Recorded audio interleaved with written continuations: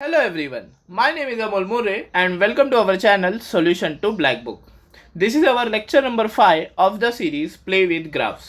तो आज हम graphs of type x raise to 2n-1 plot करने वाले हैं और एनालाइज करने वाले हैं इन डिटेल, जहाँ पे n एक नेचुरल नंबर होता है। अगर n एक नेचुरल नंबर है तो n की वैल्यूज़ जो रहेंगी वो 1, 2, 3, 4, 5, 6 एंड सो ऑन रहेंगी। तो अपने जो ग्राफ्स बन रहे हैं वो x बन रहा है, एक्स क्यूब बनेगा जब एक्स एन का वैल्यू 2 रहेगा, एक्स रेस टू 5 बनेगा, एक्स रेस टू 7 बनेगा। तो इन सब का डिग्री ऑड है, ये ऑड डिग्री पॉलिनोमियल्स बन रहे हैं। ठीक है, लेक्चर नंबर 1 में मैंने y इक्वल टू एक्स का ग्राफ इन डिटेल एक्सप्लेन किया है और lecture number 3 of the same playlist जो है अपना प्ले विद ग्राफ्स, उसमें एक्स क्यूब मैंने डिटेल में पोस्ट किया है। तो एक बार मैं एक्स क्यूब आपको दिखा देता हूँ कि एक्स क्यूब कैसे दिखता है। तो एक्स क्यूब ये कुछ ऐसे था उसमें, राइट। और एक्स क्यूब एक तरह का ऑड फंक्शन है, बराबर। तो ऑड फंक्शन हमेशा ओरिजिन के अबाउट सिमेट्रिकल होते हैं। तो ओरिजिन के राइट में जैसा ग्राफ रहेगा सेम ग्राफ आपको रिफ्लेक्ट करना होता है ओरिजिन के लेफ्ट में। तो ये देखो, ओरिजिन के राइट में ये ऊपर जा रहा है, सेम ग्राफ रिफ्लेक्ट किया ओरिजिन के लेफ्ट में, ये नीचे जाएगा। एंड इस तरह से आपका एक्स क्यूब का ग्राफ बन जाता है, बराबर। लेक्चर नंबर 4 में हमने x square, x raise to 4, x raise to 6 ये सारे ग्राफ्स बनाए थे, जहाँ पे हमने क्या एनालाइज किया था, उनका बिहेवियर। यहाँ पे भी हम सेम उनका बिहेवियर एनालाइज करेंगे। बट यहाँ पे मैं आपसे एक फेवर चाहूँगा कि अगर एक्स क्यूब एक तरह का ऑड फंक्शन है तो उसका जो ओरिजिन का ग्राफ है, ओरिजिन के राइट साइड का, उसको मैंने लेफ्ट साइड में रिफ्लेक्ट किया तो सेम मैं एक्स रेस टू 5 के साथ कर सकता हूँ, सेम मैं एक्स रेस टू 7 के साथ डेफिनेटली कर सकता हूँ, बराबर। तो हम क्या करेंगे, सिर्फ पॉजिटिव साइड एनालाइज करते हैं, x equal to positive numbers, and वो ग्राफ बना के उसको मैं थर्ड क्वाड्रेंट में रिफ्लेक्ट कर दूंगा तो अपना पूरा ग्राफ बन जाएगा। ओके, तो चलिए शुरू करते हैं। तो सबसे पहली चीज़ जो मैं कहना चाहूँगा इज एक टेबल बना लेते हैं, x, x cube and x raise to 5, इतना सफिशियंट रहेगा। इनका बिहेवियर हमें 0 से 1 और 1 से इन्फिनिटी में एनालाइज करना है। तो पहले तो एक्स 0 लेते हैं, एक्स क्यूब भी 0 आएगा, एक्स रेस टू 5 भी 0 आएगा। फिर हम एक्स 1 ले लेते हैं, x cube 1 and x raise to 5 1। ये सारे जो पॉलिनोमियल ग्राफ्स हैं इन सारों का इंटरसेक्शन 2 पॉइंट्स आते हैं, एक तो 0 और एक तो 1। पॉजिटिव साइड की बात कर रहा हूँ मैं, ठीक है। नेगेटिव साइड में भी इंटरसेक्शन आएगा, वो डेफिनेटली -1 रहेगा, ठीक है। एक 0 और 1 के बीच का वैल्यू ले लेता हूँ हाफ लेटर से, तो हाफ का क्यूब करेंगे तो 1/8 आएगा, एंड हाफ रेस टू 5 करेंगे तो 1/32 आएगा। तो चलिए, हाफ, 1/8 और 1/32 में सबसे बड़ा कौन है? तो एक के 2 टुकड़े, एक के 8 टुकड़े और एक के 32 टुकड़े। इमेजिन करो, एक पिज़्ज़ा के 2 टुकड़े किए, एक पिज़्ज़ा के 8 टुकड़े किए, एक पिज़्ज़ा के 32 टुकड़े किए। कौन सा वाला टुकड़ा सबसे बड़ा रहेगा? डेफिनेटली हाफ वाला टुकड़ा सबसे बड़ा रहेगा, उसके बाद 1/8 एंड उसके बाद 1/32। ओके, तो हमने ये एनालिसिस कर लिया है कि कौन सा ग्राफ सबसे बड़ा, मतलब सबसे ज़्यादा ऊपर और सबसे ज़्यादा वैल्यू वाला रहेगा। दैट विल बी एक्स, उसके बाद एक्स क्यूब, उसके बाद एक्स रेस टू 5, उसके बाद x raise to 7 and this stuff will go on. सही है। अगर मैं एक से बड़ा वैल्यू लूँ तो 2 का क्यूब 8 एंड 2 रेस टू 5 32। देखो, बहुत ज़्यादा एविडेंट है ये कि यहाँ पे ग्राफ की वैल्यू बढ़ती जा रही है। तो x सबसे छोटा रहेगा, एक्स क्यूब सबसे बड़ा रहेगा, एक्स रेस टू 5 उससे भी बड़ा, एंड एक्स रेस टू 7 उससे भी बड़ा रहेगा। तो मैं क्या करता हूँ, मैं सिर्फ पॉजिटिव साइड बना देता हूँ एंड देन ये ग्राफ आपको समझने के लिए बहुत ही आसान हो जाएगा, ठीक है। तो let us try to draw this graph. तो सबसे पहली चीज़ मैंने जैसे कहा था कि मैं पॉजिटिव साइड एनालाइज करने वाला हूँ, तो लेट मी ट्राई दैट। सबसे पहले तो हम क्या करते हैं, हम y इक्वल टू एक्स वाला ग्राफ बना देते हैं, राइट। तो ये यहाँ से मैंने y इक्वल टू एक्स वाला ग्राफ ब्लू लाइन से बनाया है, देखिए। उसके ऊपर मैं लिख भी लेता हूँ कि ये y इक्वल टू एक्स से छोटे अक्षरों में, ठीक है। जब एक्स क्यूब का ग्राफ बनेगा, राइट, जब एक्स क्यूब का ग्राफ बनेगा, ये वाला पार्ट ज़रा थोड़ा नीचे ले लेता हूँ, ज़्यादा इजी पड़ेगा हमें, y इक्वल टू एक्स, ठीक है। जब x 1 रहेगा तो सपोज एक्स क्यूब यहाँ पे 1 आ रहा है, ठीक है, और ये बन रहा है एक्स क्यूब का ग्राफ ऐसे, ठीक है। बट हमने क्या एनालिसिस किया है कि एक्स क्यूब से छोटा, ध्यान से देखना, एक्स क्यूब से छोटा तो एक्स रेस टू 5 है, राइट। एक्स क्यूब से छोटा एक्स रेस टू 5 है, तो एक्स रेस टू 5 उसके नीचे आने वाला है, राइट। एक्स रेस टू 5 उसके नीचे आएगा। ये क्यों? चलो एक छोटा सा एग्जांपल लेके बताता हूँ। चलो ये हाफ है, ठीक है। तो हाफ के लिए वैल्यू मैंने कितनी बोली है 1/8, देखो 8वां टुकड़ा ये 1/8। अभी इमेजिन करो 1/32 कितना आएगा, वो बहुत नीचे आएगा उसके, राइट। देखना ये वाला पार्ट देखना, बहुत नीचे आएगा। ऑब्वियसली ये छोटे से ग्राफ में दिखाना मुश्किल है, बट देखो वो बहुत ही ज़्यादा नीचे से जाएगा। Can you see that? I hope you can see that. देखो 1/32, तो जो पहला लाइन मैंने ड्रॉ किया था वो x³ का था, और ये दूसरा वाला लाइन जो ड्रॉ किया है वो x⁵ का है। तो नीचे कौन सा ग्राफ है? सबसे नीचे x⁵ है, बराबर। मैं क्या करता हूँ, उसका पेन बदल देता हूँ, आपको बहुत ज़्यादा आसानी हो जाएगी। x⁵ है और मुझे बात करने में भी आसानी हो जाएगी। x⁵ का ग्राफ मैंने रेड कलर से बनाया, वो सबसे नीचे है। उसके बाद मैंने x³ का ग्राफ बनाया है उसके थोड़ा सा ऊपर, एंड उसके ब्लैक कलर से और उसके थोड़ा सा ऊपर ब्लू कलर से मैंने x का ग्राफ बनाया है। अगर आपको x⁵ का ग्राफ बनाना है, सपोज पर्पल कलर से बनाता हूँ, ठीक है, वो उसके भी नीचे से जाएगा ऐसे कुछ, और 1 पे जाके मिल जाएगा। अभी जब आगे की बात हम करेंगे, सबसे बड़ा ग्राफ कौन सा रहेगा? सबसे बड़ा ग्राफ x⁵ का रहेगा। सबसे छोटा ग्राफ कौन सा रहेगा? x का रहेगा। So that is how this stuff is going to play, ठीक है।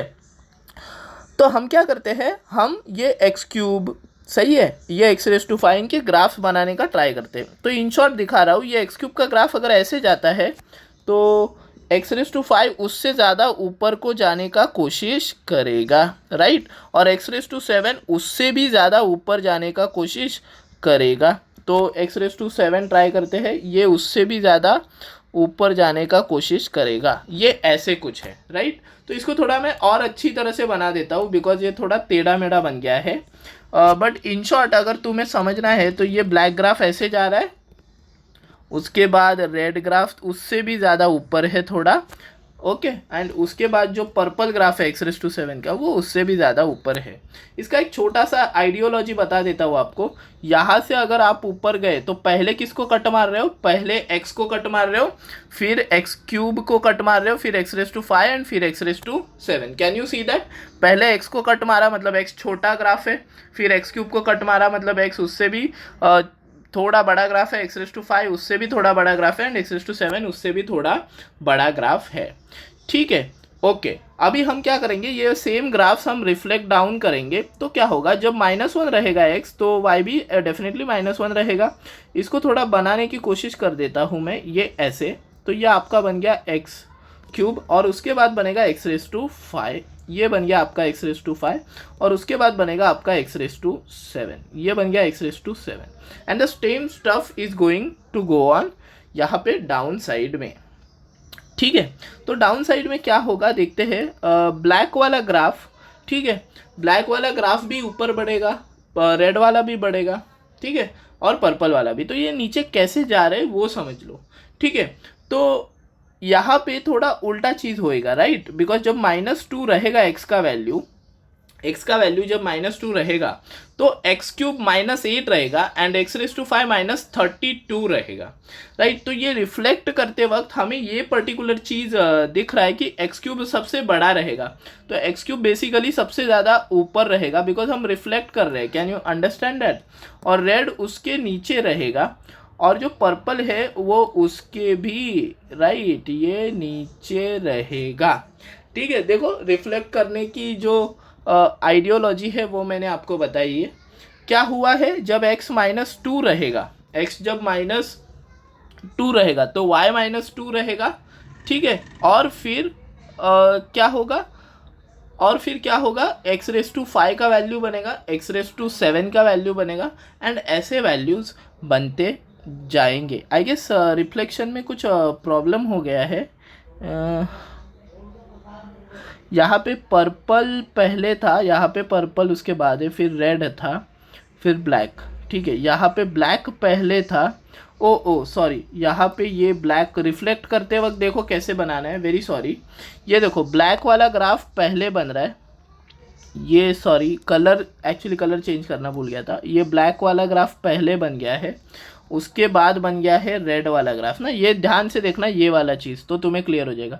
ब्लैक के बाद रेड बना, और रेड के बाद वो पर्पल बना है। Yes, now it is totally clear. देखिए, हाँ, अभी परफेक्ट रिफ्लेक्शन बन गया है। देखो, दिखा देता हूँ मैं। x इक्वल टू, अगर -2 पे मैं ऊपर जाऊँ तो सबसे पहले मैं किसको कट करूँगा? y इक्वल टू एक्स को, जहाँ पे ये -2 रहेगा। उसके बाद में किसको कट करूँगा? उसके बाद में ब्लैक एक्स क्यूब वाले ग्राफ को कट करूँगा, बिकॉज ब्लैक एक्स क्यूब है तो वो -8 पे आएगा। उसके बाद में किसको कट करूँगा? रेड वाले ग्राफ को कट करूँगा ना, और रेड वाला ग्राफ क्या है? -32। Yes, now it is totally right, एकदम परफेक्ट ग्राफ बन गया है। मैंने क्या किया? मैंने सिर्फ रिफ्लेक्ट डाउन किया है और कुछ नहीं। तो इस तरह से ये ग्राफ बन गया है। तो मैं क्या करना चाहूँगा, मैं इसको विदाउट दैट पर्टिकुलर थिंग, मैं इसको एक पर्टिकुलर ग्राफ में विदाउट वैल्यूज दिखाना चाहूँगा आपको। ठीक है, तो मैं क्या करता हूँ, एक्स क्यूब और एक्स और ये वाली सारी चीज़ें है ना एक साथ बनाने का ट्राई करता हूँ, सो दैट आपको बहुत अच्छी तरह से समझा पाऊँ। ये हो गया y equal to x cube. ठीक है, अभी मैं क्या कर रहा हूँ, ब्लैक से मैं ये हो गया y इक्वल टू एक्स, और ये बना दिया मैंने y equal to x cube. ये बना दिया y equal to x cube. फिर मैं रेड से जो बना रहा हूँ, ध्यान से देखना, ये बनेगा y equal to x raise to 5। तो ये उसके भी ऊपर है। सही है, ये दो ही ग्राफ्स बनाते हैं सो दैट बेटर तरीके से आपको समझ पाए। ठीक है, तो जो ऊपर है सबसे ग्राफ, 1 के बाद की बात कर रहा हूँ, 1 के बाद की बात कर रहा हूँ, ये जो सबसे ऊपर ग्राफ है वो रेड है। अभी सेम चीज़ बेटा रिपीट होगी यहाँ पे, ये ऐसे। ठीक है, पहले ब्लैक और उसके बाद रेड वाला ग्राफ ये आपका ऐसे आएगा। यस, देखिए परफेक्ट रिफ्लेक्शन बना के दिया है मैंने। मैं यहाँ पे नेमिंग भी कर देता हूँ। ये हो गया y इक्वल टू एक्स, ये हो गया y equal to x cube, और ये हो गया आपका y equal to x raise to 5। सही बात है। ओके, मैं इनका एनालिसिस आपको पीस वाइज भी दिखा देता हूँ सो दैट आपको क्लियर कट समझे कि हो क्या रहा है चीज़। सो सबसे पहले तो आपको ये समझना है कि जब जीरो से एक्स 1 के बीच में होता है तो सबसे बड़ा कौन होता है और सबसे छोटा कौन होता है। तो सबसे छोटा यहाँ पे कौन रहेगा वो हमें एनालाइज करना है। सही है, तो x cube x raise to 5, तो जैसे जैसे पावर्स बढ़ती जाएंगी डेफिनेटली ये वैल्यूज़ जो है वो कम होती जा रही है। तो x सबसे बड़ा है। सही है, चाहिए तो देख लो सबसे ऊपर x है 0 और 1 के बीच में। सही है, और उसके बाद में 1 के आगे की बात जब चल रही है, 1 के आगे की जब बात चल रही है तो क्या हो रहा है वो भी देख लो। 1 के आगे क्या हो रहा है, 1 के आगे x सबसे नीचे है। ये देखो, वेरी सॉरी, 1 के आगे देखो ये वाला पार्ट जो है सबसे नीचे है। तो 1 के आगे ये वाला पार्ट सबसे नीचे, ये ऐसे ग्राफ बन गया। सही है, अभी हम बना देते हैं -1 से लेके 0 तक। -1 से लेके 0 तक का ग्राफ अगर आप देखेंगे तो सबसे ऊपर कौन है, सबसे ऊपर रेड वाला ग्राफ है। ये देखो, मतलब एक्स रेस टू 5 वाला ग्राफ है। और सबसे नीचे कौन है, सबसे नीचे x वाला ग्राफ है, -1 to 0, मतलब x जो है वो सबसे छोटा है। तो यहाँ पे मैं दिखा देता हूँ कि x सबसे छोटा है और x raise to 5, x raise to 7 ये सबसे बड़े हैं। सही है, तो इसके एग्जैक्टली उल्टी चीज़ होगी जब -∞ to -1 की बात हम करेंगे, एग्जैक्टली उल्टी। उसमें x सबसे बड़ा रहेगा and x raise to 5, x raise to 7 ये छोटे छोटे होते जाएंगे। And you can also see that सबसे ऊपर ग्राफ कौन सा है, y इक्वल टू एक्स है, और बाद में बाकी सारे ग्राफ्स आ गए हैं। तो इस तरह से देखो, मैंने ये जो रिफ्लेक्शन दिखाया है, आई एम वेरी सॉरी उसमें एक जगह थोड़ा मिस्टेक हो गया था, बट रिफ्लेक्शन करते वक्त की चीज़ मैं आपको वापस एक बार बता देता हूँ। ये राइट साइड आपने आराम से बना लिया होगा, तो उसमें ये देखो ब्लू पहले आया तो ब्लू पहले आएगा, ब्लैक बाद में आया तो ब्लैक बाद में, उसके बाद रेड आया तो फिर रेड आएगा, उसके बाद पर्पल आया तो फिर पर्पल आएगा। That is how you do it. ठीक है, तो इस तरह से हमने क्या क्या बनाया, x का graph x cube, x raise to 5, x raise to 7 इनका ग्राफ बनाया। तो इनके एनालिसिस में सबसे इम्पॉर्टेंट चीज़ क्या है, सबसे इम्पॉर्टेंट चीज़ ये है कि हमें ये पर्टिकुलर पार्ट समझना है कि 0 से 1 के बीच में कौन बड़ा होता है, कौन सा पावर बड़ा होता है, और 1 से इन्फिनिटी के बीच में, 1 से इन्फिनिटी के बीच में कौन सा पावर बड़ा होता है। तो 0 से 1 के बीच में x सबसे बड़ा होता है और 1 से इन्फिनिटी में x सबसे छोटा होता है। -1 से 0 में x सबसे छोटा होता है, और -1 से -infinity में x सबसे बड़ा होता है। इस तरह से हम ये पर्टिकुलर ग्राफ्स बना लेते हैं। आई होप आपको x⁻²n−1 वाले सारे ग्राफ्स एंड उनके इंटरसेक्शंस पता चले। अगर इनके सॉल्यूशंस हमें देखने हैं तो इनके सॉल्यूशंस कितने आते हैं बेटा? एक आता है 0, एक आता है 1 और एक आता है -1। 0, 1, -1, ये इतने इनके सॉल्यूशंस है बिकॉज ये सारे इंटरसेक्ट कर रहे हैं 0, 1 और -1 पे। That is also very important thing. And ये सारे ग्राफ्स अगर आप ध्यान से देखोगे तो ये इंक्रीजिंग ग्राफ्स है। देखो ये ब्लैक ग्राफ में वापस एक बार बना के दिखा रहा हूँ, ये सारे इंक्रीजिंग ग्राफ्स है, ये ऊपर जा रहे हैं लेफ्ट टू राइट जाते वक्त ये ऊपर जा रहे हैं सारे के सारे ग्राफ्स। हेंस ये सारे ग्राफ्स है ना strictly increasing in their domain है। That is also very important part, strictly increasing in their domain. सही है। मतलब अभी डोमेन क्या, एक्स की वैल्यूज, एक्स की कोई भी वैल्यू हम यहाँ पे ले सकते हैं ना, -infinity से लेके +infinity। This is how you draw this x⁻²n−1 graphs. If you have understood this graph procedure and their analysis, please hit the like button and do not forget to subscribe to our channel Solutions to Blackbook. Thank you for watching the video, guys.